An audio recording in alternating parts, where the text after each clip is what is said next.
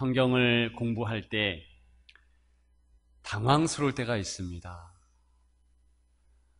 우리가 가지고 있는 생각, 또 일반적인 상식과는 너무 동떨어진 내용이 나타날 때 그렇습니다. 사실은 신앙이 성숙하고 또 성장한다는 것은 다름이 아니라 우리의 생각과 우리의 상식을 하나님 말씀 밑에 놓고 그 말씀에 순종하는 것이지요. 성경을 보면 우리가 상식적으로 생각하고 또 우리의 생각으로 받아들이고 그렇게 누리는 복의 개념이 전혀 아니라는 것, 차이가 있다는 것입니다. 일단 복은요, 가난한 게 복이네요. 가난한 자는 복이 있나니. 애통하는 것도 복이라네요. 여러분, 줄이는 것도 복이라고 합니다. 줄이는 것도. 그것이 어떻게 가능할까? 그것은 성경에서는 복을 정확히 한 가지로 말씀하는데 여호와를 경외하는 것입니다. 더 직접적으로 말씀드리면 하나님 앞에 무릎을 꿇는 모습, 그것이 바로 복이라는 거예요. 그렇기 때문에 때로는 굶주리고 때로는 가난하고 때로는 모든 환경이 좋지 않다손 치더라도 성경은 그럼에도 하나님 계시면 하나님 앞에 무릎을 꿇을 수 있다면 그것이 복이다. 여러분, 거기에 어떻게 우리가 순종할 수 있을까요? 거기에 어떻게 우리의 생각과 우리의 상식을 복속시킬 수 있을까요? 그것이 성숙이고 그것이 신앙입니다. 오늘 같이 생각할 내용도 그렇습니다. 교회에 잘 다니고 열심히 신앙생활을 했을 때 과연 우리에게 나타날 영광은 무엇인가? 돈입니까? 명예입니까? 권세입니까? 이 땅에 붙잡을 수 있는 어떤 것입니까? 그렇지 않은 것을 여러분들은 잘 아십니다. 그러면 내세의 천국, 그곳에 가면 황금성이 있지요. 내가 주님이 부여하시는 금면류관이 있지요. 좋은 의복이 있습니다. 생명수가 흐르고. 그러한 곳이 복입니까? 그러한 것이 나타날 영광입니까? 아니요. 성경은 그렇게 이야기하지 않습니다. 단 한 가지. 나타날 영광은 주의 품에 온전히 안기는 것이다. 영원히 안기는 것이다. 여러분, 만일 우리들이 그토록 바라고 그토록 아름다운 천국이라 할지라도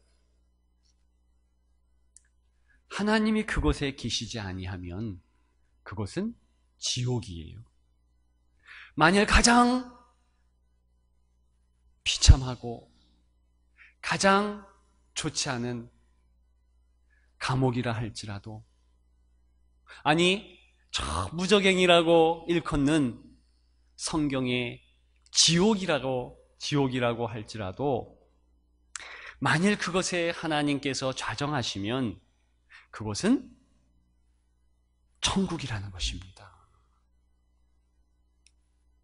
그것이 핵심인 것이에요.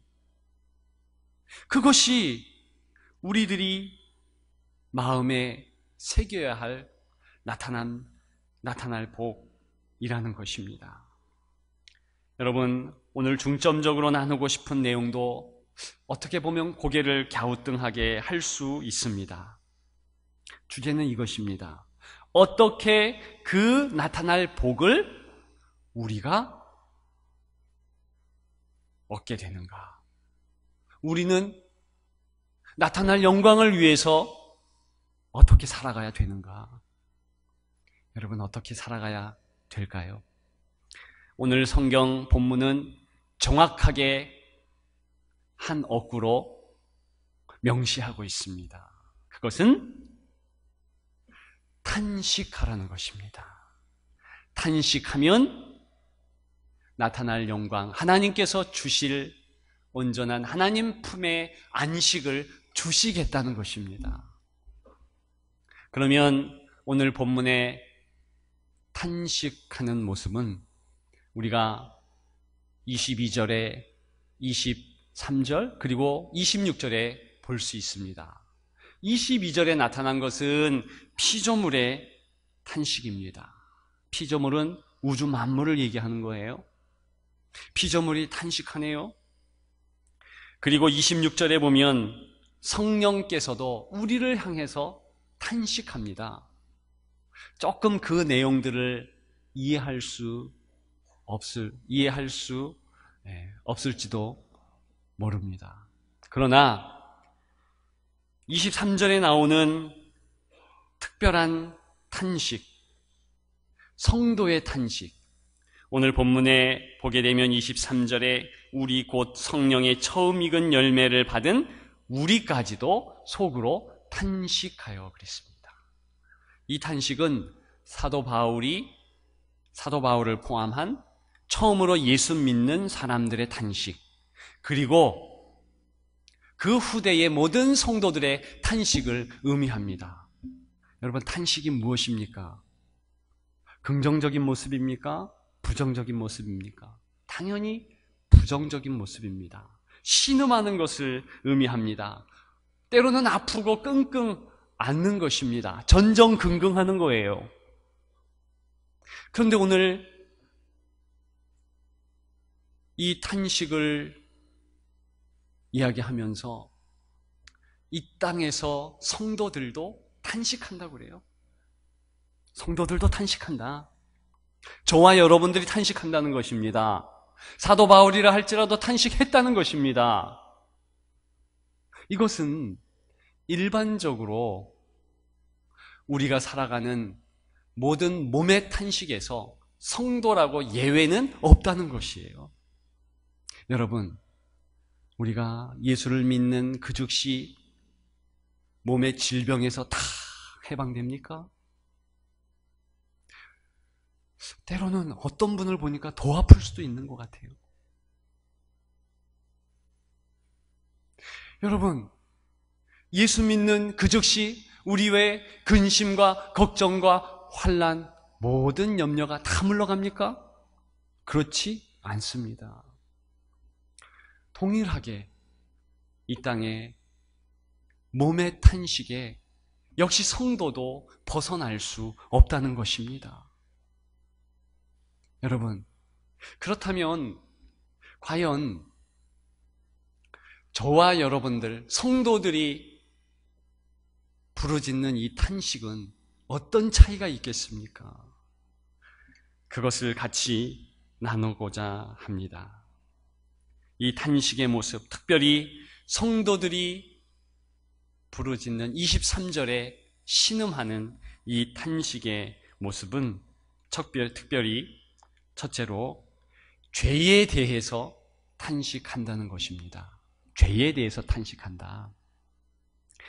여러분, 성경을 통틀어서 신약에 탄식한다 이 내용이요 6번밖에 나오지 않습니다. 그 6번 중에서 로마서에는 3번 나옵니다. 그 이야기는 오늘 우리들이 나눈 본문 내용에서만 탄식하여, 탄식하니, 탄식한다. 이렇게 3번 나온다는 얘기예요. 여러분, 이 탄식은 특별히 성도의 탄식은 큰 의미를 가지고 있는데 그것은 불신자의 탄식과는 다르다는 것입니다. 죄에 대한 탄식이기 때문에 그렇습니다. 죄에 대해서 탄식한다. 불신자는 죄에 대해서 탄식할 수 없습니다. 관심도 없고 알 수도 없고 그런 상황입니다. 오직 그리스도인만 탄식한다는 거예요. 죄에 대해서 그렇다는 것입니다. 성도는 그리스도 안에서 성장할 때 죄에 대하여 점점 더 탄식하는 것입니다. 어제 동일한 죄를 지었지만 오늘 기도할 때 하나님께서 마음에 울림을 주시고 죄의 탄식이 나오는 거예요. 내가 왜 또 이 죄를 지었을까? 여러분, 성도는 그 탄식이 많아지는 것입니다. 죄에 대한 탄식, 그것은 성도의 어떻게 보면 특권이다, 그렇게까지 말할 수 있습니다. 특별히 저와 여러분들의 죄에 대한 탄식이 있기를 주의 이름으로 축원합니다. 두 번째로 보면 이 탄식의 모습은 즐거운 탄식입니다. 즐거운 탄식. 여러분, 무슨 형용이지요? 어떻게 탄식이 즐거울 수 있겠습니까? 그런데 오늘 로마서에서 우리에게 보여주는 이 탄식은 특별한 탄식, 특별히 즐거운 탄식이라는 것입니다. 왜 그렇게 될 수 있을까요? 그것은 23절 하반절 끝에 보면 기다리느니라, 이 탄식 때문에 기다린다, 이렇게 연결되는 것입니다. 25절에도 반복적으로 기다릴지니라. 성경에는요, 원문에 더 강하게 얘기했습니다. 우리 한국어 성경은 좀 밋밋해요. 기다린다, 탄식하며 기다린다. 그런데 원문에 보면 간절히 기다린다, 마음을 다하여 뜻을 다하여 기다린다, 그렇게 되는 것입니다. 여러분, 이 땅의 탄식은 어떻습니까? 몸의 탄식은 어때요? 절망이죠. 무너져 내리는 거죠. 뒤로 자빠지는 것입니다. 어찌할 바를 모르는 것입니다. 그러나 오늘 성경이 얘기한, 오늘 하나님이 허락한 이 탄식은, 성도의 탄식은 가만히 무너져 내리는 그런 탄식이 아니라 오히려 더 기대하고 간절히 소망하고 나아가게 하는 탄식이라는 것입니다. 이것이 다른 거예요. 소망으로 연결되는 탄식. 여러분, 이것이 가능한 것은 지금 우리들이 살펴보는 고난의 내용을 보면 알아요.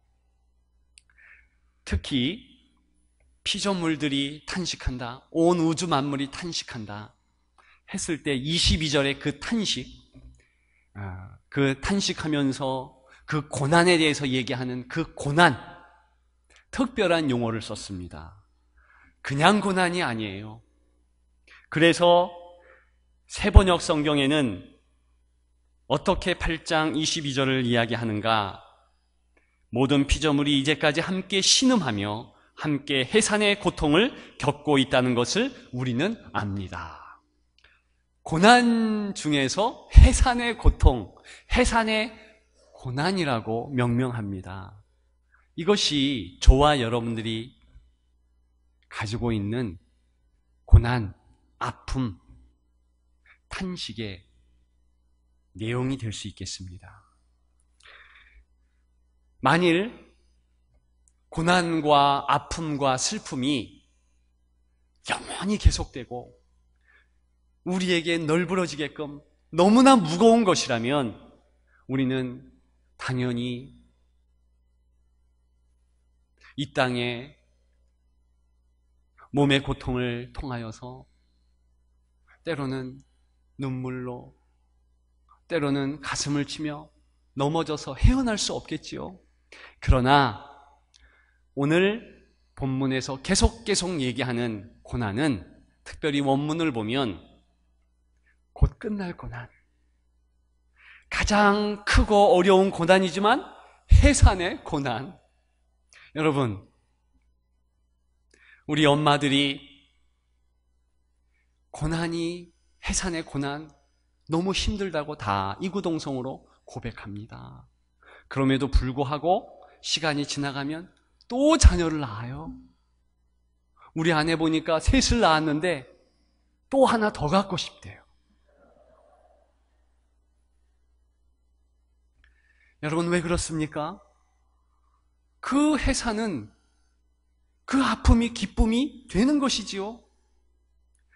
오히려 고난과 고통보다 해산의 기쁨이 더 큰 것이지요. 그렇기 때문에 또 그 아픔과 고난을 감수해서 자녀를 낳는 것 아니겠습니까?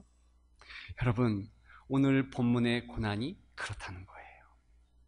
이것이 고난으로 끝나는 것이 아니라 죄의 탄식, 그리고 모든 성도의 탄식은 하나님 나라를 고대하고 내가 영원히 아버지의 품에 안긴다.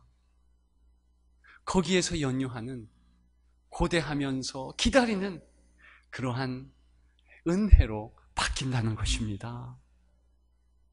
여러분, 또 한 가지 우리가 기억해야 될 내용이 있습니다. 그것은 고난이 잠깐이라는 거예요. 그렇잖아요.